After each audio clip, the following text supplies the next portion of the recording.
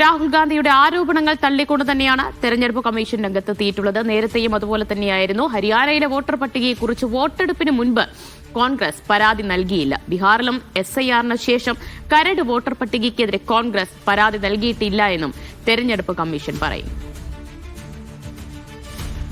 Saju Thomas വിവരങ്ങൾ നൽകും. സജു, ഇപ്പോൾ ഹരിയാനയിലെ വോട്ടുകളുടെ വിവരങ്ങളാണ് രാഹുൽ ഗാന്ധി പുറത്തുവിട്ടിട്ടുള്ളത്. എന്നാൽ എങ്ങനെയാണ് തെരഞ്ഞെടുപ്പ് കമ്മീഷന്റെ പ്രതികരണം? മുൻപൊക്കെ ഉണ്ടായതുപോലെ തന്നെ അടിസ്ഥാനരഹിതമായ കാര്യങ്ങൾ, ആരോപണങ്ങളാണ് പുറത്തുവിടുന്നത് എന്ന മറുപടി തന്നെയാണോ ഇത്തവണയും വരുന്നത്?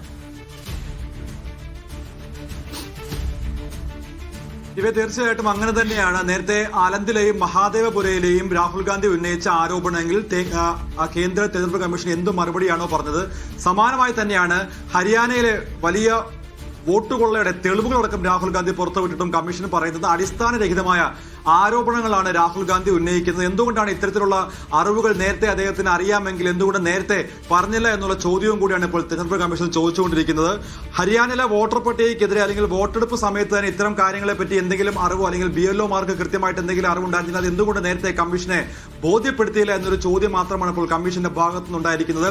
അതായത് തെരഞ്ഞെടുപ്പ് കമ്മീഷനുമായി ബന്ധപ്പെട്ട വൃത്തങ്ങളാണ് ഇത്തരം കാര്യങ്ങൾ ഇപ്പോൾ പുറത്തുവിട്ടിരിക്കുന്നത്. ഔദ്യോഗികമായിട്ടുള്ള പ്രതികരണം ഉടൻ ഉണ്ടാകുമെന്നാണ് മനസ്സിലാക്കുന്നത്. സമാനമായി കർണാടകയിലും അതോടൊപ്പം തന്നെ മറ്റു ചില സംസ്ഥാനങ്ങളിലും രാഹുൽ ഗാന്ധി ഇത്തരം ആരോപണങ്ങൾ ഉന്നയിച്ചപ്പോൾ അതിനൊക്കെയും കേന്ദ്ര തെരഞ്ഞെടുപ്പ് കമ്മീഷൻ ചേർത്തത് BJPയുടെ കൂട്ടുപിടിച്ചാണ്. ഇപ്പോൾ കേന്ദ്രമന്ത്രി കിരൺ റിജിജു അദ്ദേഹം ഒരു വാർത്താസമ്മേളനം നടത്തുകയാണ്. പ്രത്യേകിച്ച് രാഹുൽ ഗാന്ധി ഉന്നയിച്ച ആരോപണങ്ങളിൽ ഏത് രീതിയിലാണ് BJP ചെറുക്കുന്നതെന്നാണ് നമ്മൾ കാണുന്നത്. പ്രത്യേകിച്ച് ഇപ്പോൾ അദ്ദേഹത്തിന്റെ വാർത്താസമ്മേളനത്തിൽ പ്രധാനമായിട്ടും തെരഞ്ഞെടുപ്പ് കമ്മീഷനെ പ്രൊട്ടക്ട് ചെയ്യുന്ന രീതിയിലേക്കാണ് ചില വാദഗതികൾ അദ്ദേഹം മുൻപോട്ട് വെക്കുന്നത്. എന്തുകൊണ്ടാണ് കോൺഗ്രസിന്റെ BLOമാർ ഈ കാര്യങ്ങൾ നേരത്തെ ശ്രദ്ധിക്കാത്തത്, അല്ലെങ്കിൽ ഈ വോട്ടർ പട്ടികയിൽ ഒരാളുടെ പേരിൽ വ്യത്യസ്ത ID-കൾ അല്ലെങ്കിൽ വ്യത്യസ്ത ചിത്രങ്ങളിൽ പല വോട്ടുകൾ ഉണ്ടെങ്കിൽ എന്തുകൊണ്ട് കോൺഗ്രസിന്റെ BLOമാരുടെ ശ്രദ്ധയിൽപ്പെട്ടില്ല, അവർ തെരഞ്ഞെടുപ്പ് കമ്മീഷൻ അംഗങ്ങളാണോ എന്നുള്ള ഒരു പരിഹാസ രൂപേണയുള്ള ചോദ്യമാണ് ഇപ്പോൾ കേന്ദ്രമന്ത്രി കിരൺ റിജിജു ഇപ്പോൾ ചോദിക്കുന്നത്. അതോടൊപ്പം തന്നെ തെരഞ്ഞെടുപ്പ് കമ്മീഷനെ ഏത് സമയത്തും പ്രതിക്കൂട്ടിലാക്കാൻ വേണ്ടിയുള്ള നടപടിയാണ് രാഹുൽ ഗാന്ധിയുടെ ഭാഗത്തുനിന്നുണ്ടായത്.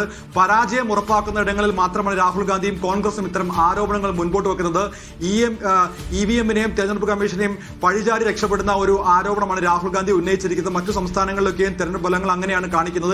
2004-ൽ എന്തായാലും BJP അധികാരത്തിൽ വരുമെന്നായിരുന്നു എല്ലാ എക്സിറ്റ് പോളുകളും പറഞ്ഞത്. പക്ഷേ 2004-ൽ BJP പരാജയപ്പെട്ടു. രാഹുൽ ഗാന്ധി എക്സിറ്റ് പോളുകൾ നോക്കിയാണോ ഇത്തരം ആരോപണങ്ങളിൽ വസ്തുത അന്വേഷിക്കേണ്ടത് എന്നുള്ള ചില ആരോപണങ്ങളും അദ്ദേഹത്തിന്റെ ഭാഗത്തുനിന്നും ഉണ്ടായിരിക്കുകയാണ്. പ്രത്യേകിച്ച് എക്സിറ്റ് പോളുകൾ പറയുന്നതല്ല ശാസ്ത്രം, അല്ലെങ്കിൽ അതിനെ ഏത് തരത്തിൽ വിശ്വാസത്തിലെടുക്കാം എന്നുള്ള ചില ചോദ്യങ്ങളും കൂടി അദ്ദേഹം ഇപ്പോൾ ചോദിച്ചിരിക്കുകയാണ്. അദ്ദേഹത്തിന്റെ വാർത്താ സമ്മേളനം പുരോഗമിച്ചിരിക്കുകയാണ്. തെരഞ്ഞെടുപ്പ് കമ്മീഷൻ ഇത്തരത്തിലുള്ള വിഷയങ്ങളുമായി ബന്ധപ്പെട്ട് കമ്മീഷന്റെ പരാതി അതെന്തുകൊണ്ട് അന്വേഷിക്കുക, അല്ലെങ്കിൽ അതുമായി ബന്ധപ്പെട്ടുള്ള പരാതികൾ നൽകാൻ എന്തുകൊണ്ട് കോൺഗ്രസ് തയ്യാറാകുന്നത്, അല്ലെങ്കിൽ കോടതിയെ സമീപിക്കുക എന്തുകൊണ്ട് കോൺഗ്രസ് തയ്യാറാകുന്നില്ല എന്നുള്ള ചോദ്യവും കൂടിയാണ് ഇപ്പോൾ അദ്ദേഹത്തിന്റെ ഭാഗത്തു നിന്നും ഉണ്ടായിരിക്കുന്നത്. പ്രധാനമായിട്ടും തെരഞ്ഞെടുപ്പ് കമ്മീഷന്റെ വാദപ്രതിവാദങ്ങൾ പോലെ തന്നെയാണ് ഇപ്പോൾ BJPയും ന്യായീകരിക്കാൻ ശ്രമിക്കുന്നത്.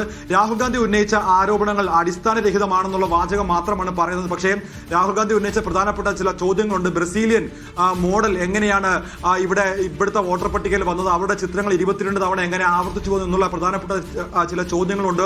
BJP നേതാക്കൾക്ക് രണ്ട് സംസ്ഥാനങ്ങളും പ്രത്യേകിച്ച് UP-യിലും ഹരിയാനയിലും എങ്ങനെയാണ് വോട്ടെടുപ്പ് വന്നത്, അല്ലെങ്കിൽ ഈ രണ്ട് സംസ്ഥാനങ്ങളും അടുത്തടുത്തുള്ള സംസ്ഥാനങ്ങളല്ല, പക്ഷേ എങ്ങനെയാണ് ഈ രണ്ട് സംസ്ഥാനങ്ങളിലെയും വോട്ടുകൾ അങ്ങോട്ടും ഇങ്ങോട്ടും മാറി എന്നുള്ള പ്രധാനപ്പെട്ട ചില ചോദ്യങ്ങൾ രാഹുൽ ഗാന്ധി ചോദിച്ചു. പക്ഷേ അതിന് കൃത്യമായിട്ടുള്ള മറുപടി നൽകാൻ BJPയും തയ്യാറാവുന്നില്ല. അതോടൊപ്പം തന്നെ കേന്ദ്ര തെരഞ്ഞെടുപ്പ് കമ്മീഷൻ തയ്യാറാകുന്നില്ല എന്നാണ് മനസ്സിലാക്കേണ്ടത്.